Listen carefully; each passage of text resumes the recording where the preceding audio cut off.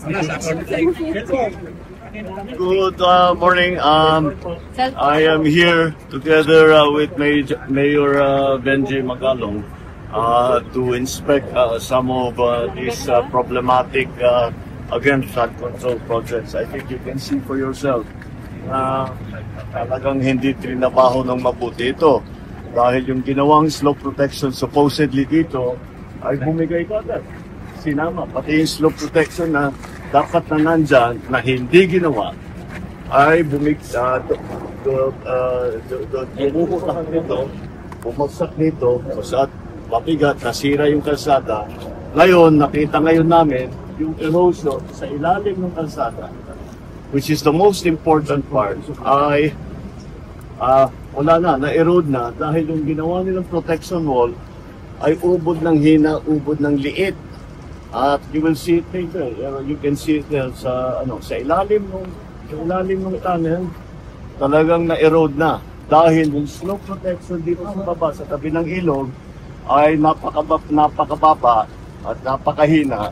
Kaya nung pumasok yung tubig, nung bumigat yung tubig, tangay kagad. Kaya pakita mo rito, tangay na itong lahat. This was all destroyed. Because of the landslide here, the rock slide here, and the erosion under the road. Now, the project that was supposed to take care of this cost us 260 million, more or less, 260 million. The 260 million that the government spent for this project had no effect whatsoever as to protect the slope. Parang walang ginawa. Sana hindi pareho lang. Kung hindi, wala silang tinayo, wala silang linagay na wall, wala silang linagay na riprap, wala silang linagay na slope protection, ganun din ang nangyari. Kaya ang valor ng kanilang trabaho is zero, complete zero.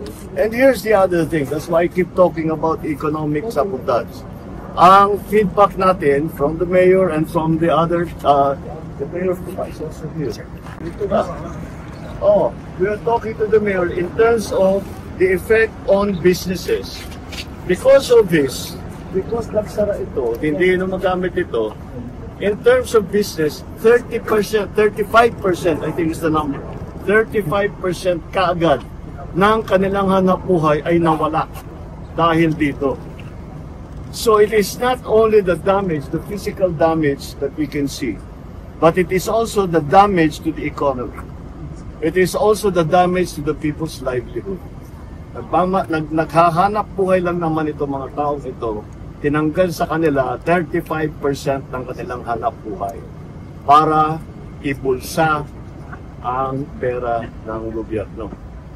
Kaya naman, hindi kayo magtataka that if there's one thing, I will not leave this office until I fix this. This is it. This is one of those things. So, very, very clear. Here we go again. Ang ano na tayo, ang lima na yata nating inspection ito. And it's always the same.